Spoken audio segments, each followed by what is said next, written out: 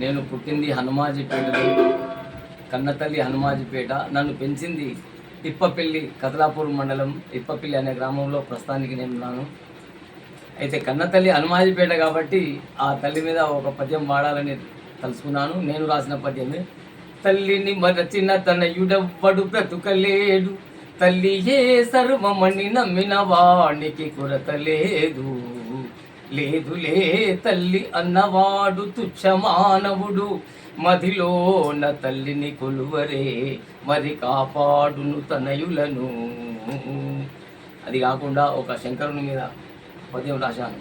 ఈ శంకరుని photo calendar చూసుకుంటూ, నీ కంఠమునందు గరళమును నిలుపుకొని ఆ మంటకు తాళలేక గంగను తలపై ధరించిన నీలకంఠేశ్వరా,